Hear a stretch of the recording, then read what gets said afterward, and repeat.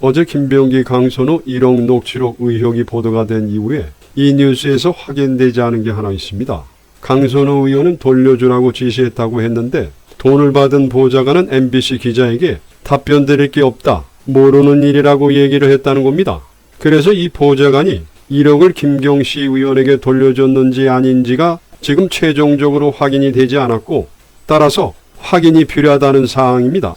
어제 강선우 의원은 MBC 뉴스 데스크 보도가 나온 다음에 자신의 페이스북을 통해서 입장을 밝혔는데 그냥 반환 지시를 했다, 여기서 그치고 있습니다. 그리고 김병기 의원과 30분간 대화에서 김병기 의원은 사실상 자신을 끌어들인 거다라면서도 알게 된 이상 묵인할 수 없다고 답했습니다. 하지만 이 대화 다음 날 발표된 공천 결과는 김경시 의원은 단수 공천을 받았고 이후에 당선이 됐습니다. 당시 공관위원들은 김경시 의원의 다주택 문제로 언급이 있었지만 김병기, 강선우 두 의원이 별도로 컷오프를 언급한 기억은 없다며 도녀 같다는 말도 전혀 들은 바가 없다고 말했습니다. 당시 서울시당 공관위는 15명으로 외부 교수가 위원장을 맡아 사실상 간사의 영향력이 큰 구조였습니다. 여기가 바로 모호한 부분입니다. 이미 공관위 위원 사이에서 김경시 의원의 다주택 문제가 제기가 된 상태였고 논란이 됐다라고 했습니다.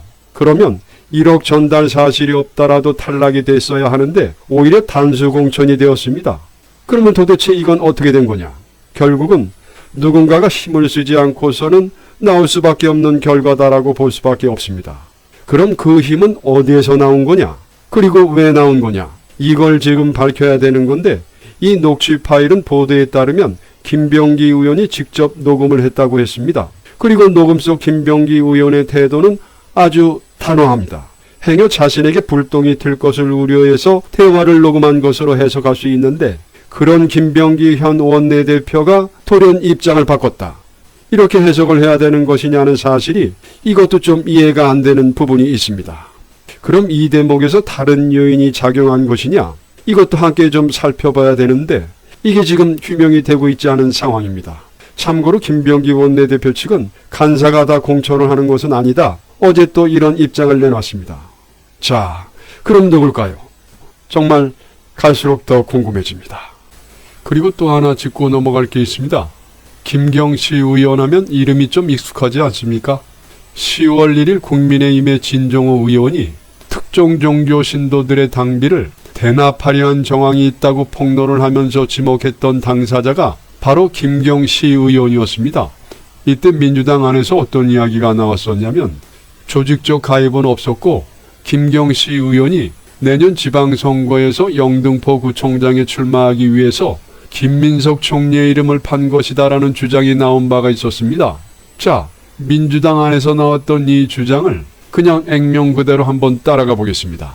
그래도 의문이 생기는데요. 그럼 지역구가 강속이었던 김경시 의원이 영등포로 와서 선거에 나가려고 했다는 이야기가 되는 건데, 그러면 그 이유가 뭔지 그게 나와줘야 되는 거 아닙니까? 그런데 그런 이야기는 없었습니다.